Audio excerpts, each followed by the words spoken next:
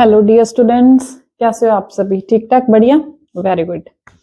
So today is 24 December 2024 and हम कर रहे थे chapter 8 force and laws of motion. तो ये जो चैप्टर है इसकी थ्योरी करने के बाद लास्ट में जो एक्सरसाइज के क्वेश्चंस दिए हैं वो करने के बाद हम पहुंचते हैं एडिशनल एक्सरसाइजेस पर। तो यहाँ पर जो क्वेश्चंस दिए हुए हैं वो हम सॉल्व आउट करते हैं। The first question is The following is the distance timetable of an object in motion। कोई ऑब्जेक्ट है जो मोशन में है और उसका डिस्टेंस टाइम टेबल ये दे रखा है।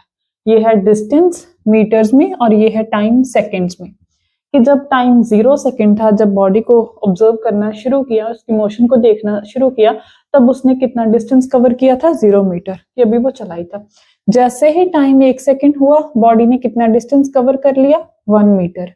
जैसे ही टाइम 2 सेकेंड हुआ, बॉडी ने कितना डिस्टेंस कवर कर लिया? 8 मीटर। ऐसे ही जब टाइम 3 सेकेंड हुआ, बॉडी ने कितना डिस्टेंस कवर कर लिया? 27 मीटर। ऐसे ही चलते चलते जब टोटल 7 सेकेंड हो गए तो बॉडी ने कितना डिस्टेंस कवर कर लिया? 343 मीटर। तो ये हमको इंफॉर्मेशन गिवन थी। इसमें से क्या पूछा है? What conclusion can you draw about the acceleration? आप ये टेबल देखकर एक्सेलरेशन के बारे में क्या कंक्लूजन निकाल सकते हो? Is it constant? क्या वो कांस्टेंट रहेगी, इंक्रीजिंग, डिक्रीजिंग और जीरो? इंक्रीज होगी, डिक्रीज होगी या फिर जीरो होगी? तो चलिए देखते हैं। ये था हमको गिवन टाइम और डिस्टेंस। अब आप देखो कि इनके बीच में आपको कोई रिलेशन नहीं नजर आ रहा। 1 0 0, 1 का क्यूब कितना होता है? 1। 2 का क्यूब कितना होता है? 2 का क्यूब 2 इंटू 2 इंटू 2, 2 2 4, 4 2 8। 3 का क्यूब कितना होता है? 27। 3 3 9, 9 3 27। 4 का क्यूब कितना होता है? 64। 5 का क्यूब कितना होता है? 125। 6 का क्यूब कितना होता है? 216। 7 का क्यूब कितना होता है? 343। इसका मतलब कि जो भी हमको डिस्टेंस मिल रहा है, जैसे ये डिस्टेंस मिला, डिस्टेंस कितना मिला? 27। ये डिस्टेंस 27 कैसे मिला? इस टाइम जो भी टाइम था हमारे पास 3 सेकेंड थे, तो 3 का हमने क्या कर दिया? क्यूब। ठीक है, 3 3 9, 9 3 27। ऐसे ही ये 64 कब मिला? जब 64 मीटर डिस्टेंस हुआ तो टाइम कितना था? 4 सेकेंड। इसका मतलब कि 4 का क्यूब करने पर हमारे पास 64 बना। तो इस जो ओवरऑल रिलेशन को हम ऐसे लिख सकते हैं कि डिस्टेंस हमको कैसे यहां से मिल रहा है? Distance is directly proportional to the cube of the time. ठीक है, टी की वैल्यू 1 पुट करो, 1 का क्यूब डिस्टेंस 1। टी की वैल्यू 2 पुट करो, 2 2 4, 4 2 8। ठीक है, अब यहाँ पर मैंने इक्वल टू का साइन नहीं लगाया, बिकॉज यहाँ पर क्या है? डिस्टेंस। यहाँ पर क्या है? टाइम। इन दोनों के यूनिट्स का डिफरेंस है। ठीक है, यूनिट्स का इनका डिफरेंट है, तो ये इसके डायरेक्टली प्रोपोर्शनल है, इक्वल नहीं है। ठीक है, डायरेक्टली प्रोपोर्शनल हटेगा तो कुछ ना कुछ बीच में कांस्टेंट का साइन आएगा। So d is directly proportional to the cube of t, कि जैसे जैसे टाइम का क्यूब करते हैं वैसे वैसे हमको कवर्ड डिस्टेंस उतने टाइम में मिल जाता है। जैसे कि मान लो 7, जब 7 सेकंड हो गए तो डिस्टेंस लगभग कितना था? 7 का क्यूब करेंगे तो 343 आ जाएगा। तो ये रिलेशन हमको यहाँ से डिस्टेंस और टाइम के बीच जो रिलेशन मिला वो ये मिला। अब निकालना क्या था? एक्सेलरेशन। एक्सेलरेशन क्या होती है? एक्सेलरेशन होती है स्पीड डिवाइडेड बाय टाइम, या कह लो वेलोसिटी मतलब मैग्नीट्यूड प्लस डायरेक्शन। अगर हम सिर्फ मैग्नीट्यूड ले रहे हैं तो मतलब स्पीड। तो स्पीड डिवाइडेड बाय टाइम हमारे पास क्या होती है? एक्सेलरेशन। तो यहाँ पर तो डिस्टेंस और टाइम की बात है, जो स्पीड है उसकी बात तो है ही नहीं। तो स्पीड को हम क्या लिखते हैं?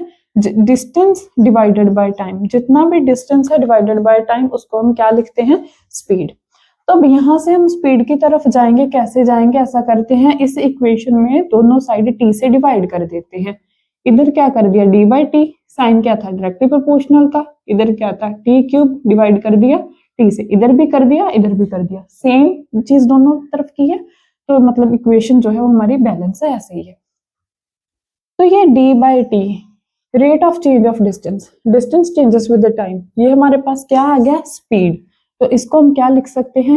v which is directly proportional to, इधर क्या था? t क्यूब, नीचे क्या है? t1। t क्यूब मतलब t की पावर 3, t1 एक t कैंसिल हो जाएगा, t क्यूब का मतलब ये है T into T into T, नीचे क्या है सिंगल टी, एक टी से टी कैंसिल हो गया, क्या बच गया T into T, that is T का स्क्वायर बच गया। ठीक है, देखिए यहां तक पहुंच गए, लेकिन पहुंचना कहां तक था, एक्सेलरेशन तक। एक्सेलरेशन फिर हमारे पास क्या है, स्पीड डिवाइडेड बाय टाइम। तो फिर से यहाँ पर क्या करते हैं, दोनों साइड टी से डिवाइड कर देते हैं। v by t directly proportional to t square divided by T.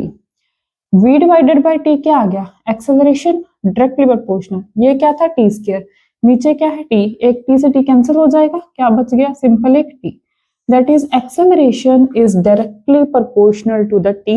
ये आया एक्सेलरेशन का conclusion result, acceleration is directly proportional to t. Next line में उसने पूछा है कि क्या ये कांस्टेंट है, इंक्रीजिंग है, डिक्रीजिंग है या फिर जीरो है। अब time acceleration is directly proportional to t, directly proportional का क्या मतलब है कि जैसे ही टी चेंज होगा वैसे ही ए चेंज होगा। तो इसका मतलब अगर टी हमारे पास इंक्रीज हो रहा है, बढ़ रहा है, टाइम जो है धीरे धीरे बढ़ रहा है, तो एक्सेलरेशन भी क्या होगा, इंक्रीजिंग। ठीक है, acceleration increasing with increasing in time, अगर टाइम जैसे जैसे बढ़ रहा है तो उसके हिसाब से एक्सेलरेशन भी इंक्रीज होगी। तो ठीक है जी, ये था हमारा एक्सेलरेशन के बारे में। Next is what do you infer about the forces acting on the object. तो ऑब्जेक्ट के ऊपर जो फोर्सेस लग रही हैं उसके बारे में आपका क्या कहना है।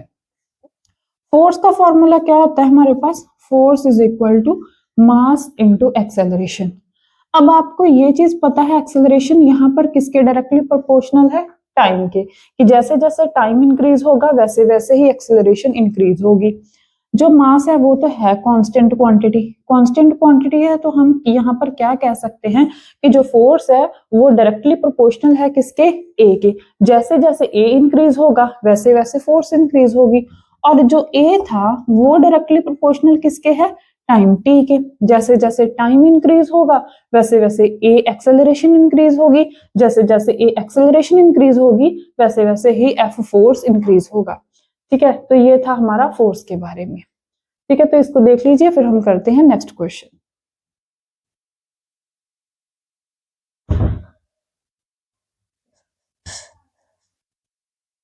Yes students, this is our question number 2.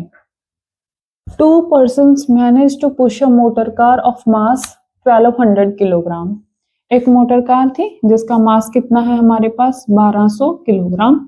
तो दो लोगों ने मिलकर क्या किया, इसको पुश करना शुरू किया और ये चलने लग गई विद यूनिफॉर्म वेलोसिटी। जब सिर्फ और सिर्फ दो पर्सन इसको पुश कर रहे थे, ये तब चल रही थी यूनिफॉर्म वेलोसिटी के साथ। यूनिफॉर्म वेलोसिटी इट मींस की वेलोसिटी जो है वो चेंज नहीं हो रही, दैट इज जब दो लोग इस पर फोर्स लगा रहे थे, पर्सन 1 एंड पर्सन 2, उस टाइम इसकी एक्सेलरेशन कितनी थी, 0 along the rubber road. Same motor car, फिर 1200 किलो को ही सेम मोटर कार को धक्का लगाया जा रहा था, पुश किया जा रहा था बाय 3 पर्सन्स, 3 लोग आ गए। ये दो लोग काम कर रहे थे, धक्का लगा रहे थे, तो तीसरा इनका दोस्त इनको देखकर वो भी आ गया, first person, second person, third person.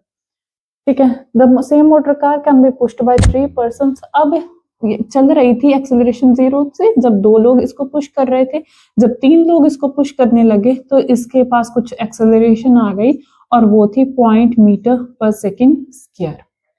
With what force does each person push the motor car? अब कितनी फोर्स से हर एक बंदे ने मोटर कार को पुश किया है। Assume that all person push the motor car with the same muscular force. ये हमको गिवन है कि ये अपने अज्यूम कर लेना है कि तीनों ने एक जैसे ही फोर्स लगाई है, मस्कुलर फोर्स जो लगा रहे हैं, धक्का लगा रहे हैं, जितनी 3 लगा रहा है उतनी 2 लगा रहा है, उतनी ही फोर्स 1 लगा रहा है। तो आप सबसे पहले काम कीजिए, वीडियो को इधर ही पॉज करके इस क्वेश्चन को अपने आप सॉल्व कीजिए, क्योंकि आपको भी पता है फोर्स का तो सिंपल सा फॉर्मूला है मास इनटू एक्सेलरेशन। ठीक है, तो इस वीडियो को पॉज करके इसको सॉल्व कीजिए और अपने आप इसका आंसर ढूंढने की कोशिश कीजिए, और फिर बाद में आकर देखिए कि आपका सही हुआ या नहीं। मेक श्योर कि आपका जो 50% आप में से है 50% इसको सही भी कर लेंगे, लेकिन 50% कुछ हैं जो इसको गलत भी कर सकते हैं। ठीक है, तो चलिए देखते हैं इसका आंसर क्या होगा। 2 पर्सन हैं जिन्होंने इसको फोर्स लगाई, लेकिन वो यूनिफॉर्म वेलोसिटी से मूव कर रहा था। यूनिफॉर्म वेलोसिटी से मूव कर रहा था मतलब कि एक्सेलरेशन क्या थी उस टाइम, 0। लेकिन धक्का तो ये लगा ही रहा था ना, वो यूनिफॉर्म वेलोसिटी से चल रही थी, धक्का तो उसको मिल ही रहा था, सेकंड पर्सन भी उसको पुश कर रहा था, धक्का तो उसको मिल ही रहा था, लेकिन इसके पास कोई एक्सेलरेशन नहीं आ रही थी। अब क्यों नहीं एक्सेलरेशन आ रही थी? ये जो दोनों लोग एफर्ट लगा रहे थे, बॉडी इस तरफ मूव कर रही थी, तो इस तरफ कुछ ना कुछ फ्रिक्शनल फोर्स भी थी with the contact in the surface. ठीक है, तो ये दोनों जो फोर्स लगा रहे थे वो फ्रिक्शनल फोर्स को काउंटर बैलेंस करने में जा रही थी। ठीक है, इसकी और इसकी फोर्स जो है वो counter balance to the frictional force करने में लग रही थी। अब उसके बाद जो थर्ड पर्सन आया, फिर थर्ड पर्सन की वजह से इसके बॉडी में इतनी एक्सेलरेशन प्रोड्यूस हुई। अब थर्ड पर्सन की वजह से कितनी फोर्स लगी? Force is equal to mass into acceleration. Mass कितना है? 1200 किलोग्राम एंड एक्सेलरेशन कितनी है? 0.2 मीटर पर सेकेंड स्क्वायर। तो ये पॉइंट का 10 हटा, ये इधर लग गया, इधर लग गया, 12 टू आ गया 24, 240 न्यूटन, यानी कि थर्ड पर्सन से कितनी फोर्स लगी? 240 न्यूटन। लेकिन उसने पूछा है कि कितनी फोर्स हर एक बंदा लगाएगा। अब मान लो थर्ड पर्सन जो है वो यही रहता है, लेकिन सेकंड पर्सन हट जाता है।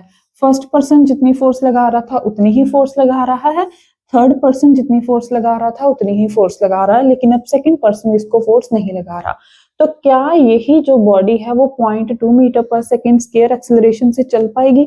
ये नहीं चल पाएगी। तब ये कितनी एक्सेलरेशन से चलेगी? 0 एक्सेलरेशन से चलेगी। जितनी फोर्स जे लगा रहा है, जितनी फोर्स जे लगा रहा है, ये दोनों की फोर्स जो है वो फ्रिक्शनल फोर्स होने में, काउंटर बैलेंस होने में जा रही है। इसका मतलब कि फोर्स फर्स्ट पर्सन भी लगा रहा है, फोर्स सेकंड पर्सन भी लगा रहा है, लेकिन उन दोनों की फोर्स जो है वो फ्रिक्शनल फोर्स को काउंटर बैलेंस करने में जा रही है। उसके बाद जितनी भी इसको फोर्स लगती है उस फोर्स से बॉडी में एक्सेलरेशन प्रोड्यूस होती है। एंड ये हमको दिया है कि सबने फोर्स इक्वल इक्वल लगाई, इसका मतलब कि 240 न्यूटन पहले ने लगाई, 240 न्यूटन सेकंड ने लगाई, और 240 न्यूटन ही थर्ड पर्सन ने जो है वो फोर्स लगाई। ठीक है जी, तो दोनों की वजह से फोर्स दोनों पहले भी लगा रहे थे, लेकिन उसकी वजह से एक्सेलरेशन प्रोड्यूस नहीं हुआ, बिकॉज वो सारी फ्रिक्शनल फोर्स को काउंटर बैलेंस करने में चली गई। एंड थर्ड बंदे ने जो फोर्स आकर लगाई उसकी वजह से इसमें एक्सेलरेशन आ गया। तो तीनों ने सेम फोर्स लगाई थी, ये थर्ड की वजह से, तो इतनी सेम सेकंड की वजह से, इतनी सेम फर्स्ट की वजह से। तो ये था हमारा second question. Now come to the question number 3।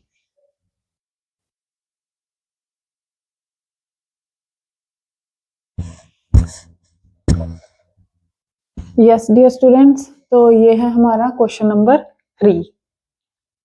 A hammer of mass 50 gram, एक हैमर है उसका मास कितना है? Sorry not 50, it's 500।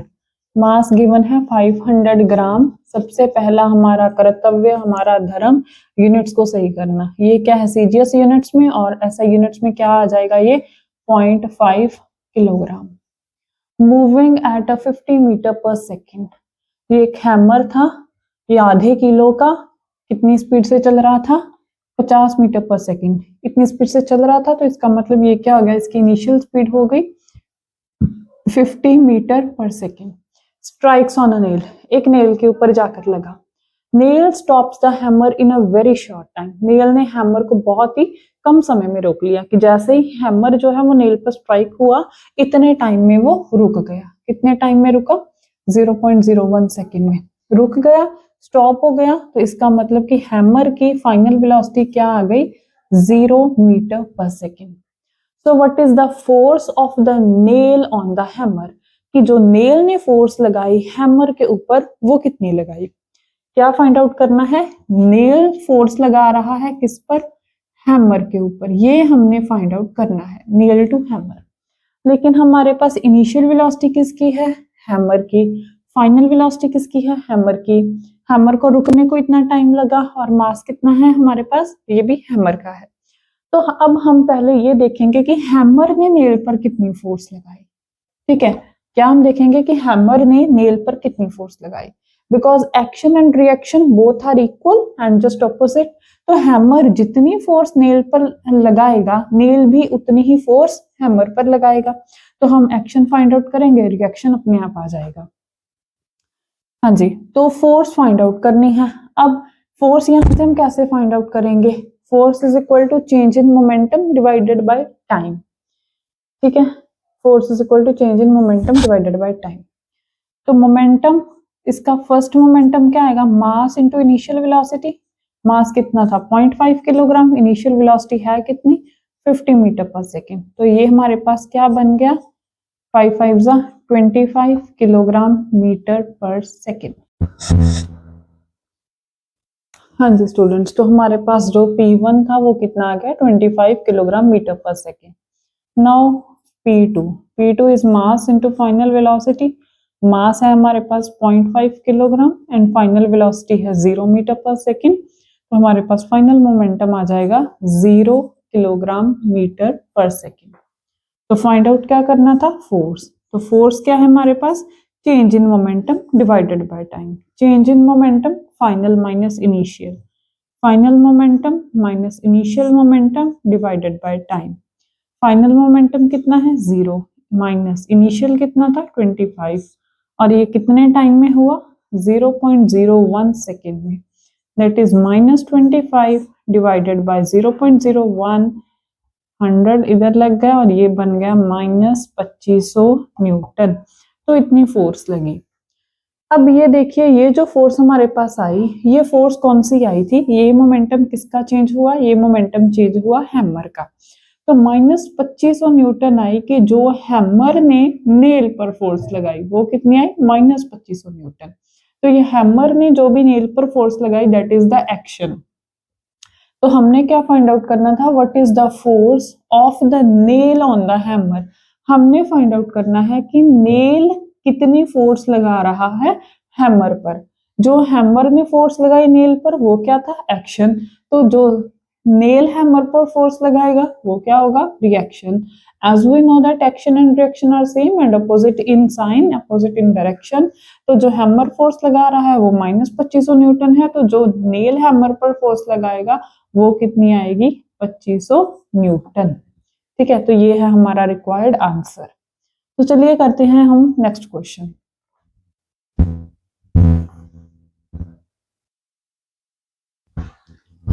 Yes students, this is our fourth question. A motor car of mass 1200 kilogram is moving along a straight line with a uniform velocity of 90 km per hour. एक motor car थे जिसका मास कितना given है 1200 kilogram, और वो एक straight line में move कर रही है विद यूनिफॉर्म वेलोसिटी, और उसकी वेलोसिटी कितनी है 90 kilometre per hour. Uniform velocity मतलब कि इस टाइम उसकी कोई एक्सेलरेशन नहीं है। Its velocity is slow down. अब क्या हुआ, उसकी वेलोसिटी कम होने लगी, स्लो होने लगी। कितनी हो गई, 18 किलोमीटर पर आवर इन 4 सेकेंड। इसका मतलब कि इन 4 सेकंड के अंदर अंदर उसके ऊपर कुछ ना कुछ एक्सटर्नल अनबैलेंस्ड फोर्स लगी, उसके अंदर रिटार्डेशन पैदा हुई, जिसकी वजह से उसकी ये इनिशियल स्पीड थी और ये फाइनल स्पीड बन गई। उसकी स्पीड में चेंज आ गया, 90 से कितनी हो गई 18। कितने टाइम में हुई, 4 सेकंड में हुई, by an unbalanced external force. Calculate the acceleration, acceleration find out करना है। चेंज इन मोमेंटम, कितना मोमेंटम चेंज हुआ वो फाइंड आउट करना है। And calculate the magnitude of the force required. इतनी चेंज लाने के लिए कितनी फोर्स की आवश्यकता थी वो फाइंड आउट करना है। तो चलिए करते हैं फाइंड आउट। मास कितना है 1200 kilogram, moving along straight line with uniform velocity. इतनी वेलोसिटी से चल रही है, इसका मतलब ये क्या हो गया, initial velocity 90 kilometre per hour. फिर इसकी वेलोसिटी स्लो हो गई, कितनी हो गई 18 kilometre per hour, that is ये रही इसकी final velocity 18 kilometre per hour. तो 90 से 18 तक कितने टाइम में हुई, 4 सेकेंड में। टी है हमारे पास 4 सेकेंड। कैलकुलेट क्या करना है, एक एक्सेलरेशन कैलकुलेट करनी है, मोमेंटम कितना चेंज हुआ वो फाइंड आउट करना है, एंड फोर्स का जो है मैग्नीट्यूड हमने वो फाइंड आउट करना है। सिंपली एफ, या फिर एफ को ऐसे मॉड में लिख देते हैं, ऊपर वेक्टर साइन डालकर किसका मैग्नीट्यूड फाइंड आउट करना है। तो सबसे पहले एक्सेलरेशन, जो डाटा हमको गिवन है उसके अकॉर्डिंगली एक्सेलरेशन आएगी यूजिंग द इक्वेशन फर्स्ट। ठीक है, first equation of motion. First equation of motion क्या कहती है, फर्स्ट इक्वेशन ऑफ मोशन कहती है v is equal to u plus at। v final velocity, यहाँ पर यूनिट्स क्या है किलोमीटर पर आवर, यहाँ पर यूनिट्स क्या है किलोमीटर पर आवर, लेकिन जो हमारे पास ऐसा ही यूनिट्स होते हैं वो कितने होते हैं मीटर पर सेकेंड। तो इस 90 को मीटर पर सेकेंड लाने के लिए क्या करेंगे, 5 डिवाइडेड बाय 18, सो 18 5 जा 90, so it becomes 25 meter per second, and this one is 18 into 5 by 18, it becomes 5 meter per second.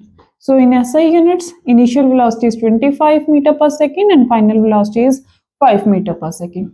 So here final velocity is 25, initial is 5, a acceleration and कितना time लगा 25 से 5 होने में 4 सेकेंड 4 सेकेंड, ए acceleration 25। हाँ जी, मैंने गड़बड़ की, मैंने इनिशियल की जगह पर फाइनल लिख दिया एंड फाइनल की जगह पर इनिशियल लिख दिया, ठीक है, ये मैंने इधर उधर उल्टा पुल्टा हो गया। ये थी इनिशियल वेलोसिटी। इनिशियल वेलोसिटी कितनी है 25 मीटर पर सेकेंड, तो ये है initial velocity u 25 metre per second. ये है फाइनल वेलोसिटी, फाइनल वेलोसिटी क्या है 5 मीटर पर सेकेंड, ठीक है जी। तो 25 इधर आकर माइनस हो जाएगा, 5 माइनस 25 बड़ा है तो क्या आ जाएगा -20 इक्वल्स टू 4a। तो 4 इधर मल्टीप्लाई हो रहा है, इधर आकर क्या आ जाएगा डिवाइड, एंड एक्सेलरेशन कितनी आ गई 5 मीटर पर सेकेंड स्क्वायर। तो इसका क्या मतलब है कि माइनस आया, माइनस मतलब कि ये रिटार्डेशन है, तो इतनी रिटार्डेशन से जो हमारी स्पीड थी वो कम हो रही थी, 90 किलोमीटर पर आवर से कितनी हो गई 18 किलोमीटर पर आवर। अब दूसरा उसने बोला है change in momentum, delta P find out करना है, वो कितना होता है हमारे पास P2 minus P1, P2 is final momentum minus initial momentum, this is final momentum mass into final velocity, this is initial momentum mass into initial velocity, and दोनों में से कॉमन आ गया, की रह गया v माइनस यू। मास कितना है हमारे पास 1200 किलोग्राम।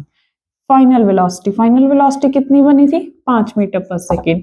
इनिशियल वेलोसिटी कितनी है 25 मीटर पर सेकेंड, तो ये आ गया 1200, 5 माइनस 25 माइनस 20, तो ये आ गया 12 गुना 24 minus 24,000 kilogram metre per second. तो ये आ गया हमारा चेंज इन मोमेंटम। अब थर्ड चीज है मैग्नीट्यूड ऑफ फोर्स पूछा है। तो मैग्नीट्यूड फोर्स आप दो तरीकों से निकाल सकते हो। फोर्स के दो फार्मूले होते हैं, एक मास इनटू एक्सेलरेशन, दूसरा कि change in momentum divided by time. अब दोनों तरीकों से यहाँ पर निकाल सकते हैं। मास भी गिवन है, एक्सेलरेशन भी गिवन है, चाहे इससे निकाल लो, या फिर चेंज इन मोमेंटम भी हमको पता है, और ये मोमेंटम कितने टाइम में चेंज हुआ 4 सेकंड में, इससे निकाल लो, दोनों से आ जाएगा। तो चलो हम इसी से निकाल लेते हैं। फोर्स इज इक्वल टू, लेकिन उसने क्या कहा सिर्फ मैग्नीट्यूड, तो सिर्फ मैग्नीट्यूड कहा है, तो इसका भी हम क्या लेंगे सिर्फ और सिर्फ मैग्नीट्यूड। इसका सिर्फ मैग्नीट्यूड लिया तो ये क्या आ गया, यहाँ पर बेशक आप लिख भी लो ओनली इन मैग्नीट्यूड, सिर्फ और सिर्फ मैग्नीट्यूड ही बता रहे हैं, डायरेक्शन नहीं बता रहे, इसलिए माइनस साइन नहीं लगाया। सो 24,000 किलोग्राम मीटर पर सेकंड, ये क्या था चेंज इन मोमेंटम। इतना मोमेंटम कितने टाइम में चेंज हुआ 4 सेकंड में, तो ये कितनी आ गई हमारे पास 6000 न्यूटन। तो इतनी फोर्स लगी, इतनी एक्सेलरेशन के साथ -5 मीटर पर सेकंड स्क्वायर, इतनी रिटार्डेशन थी माइनस लगा हुआ है, तो इतना मोमेंटम चेंज हुआ और इतनी फोर्स लगी 6000 न्यूटन, जिसकी वजह से जो स्पीड थी वो कम हो गई। तो इसी के साथ हमारा जो चैप्टर 8 है वो खत्म हो जाता है, फिनिश हो जाता है, कंप्लीट है। तो इस चैप्टर की आप अच्छे से रिवीजन कीजिए, 1-2 बार, जितनी बार आपको लगे कि हाँ आपको अभी तक नहीं आया है उतनी बार आप रिवीजन कीजिए, एंड उसके बाद फिर हम करते हैं next chapter. Okay, thank you.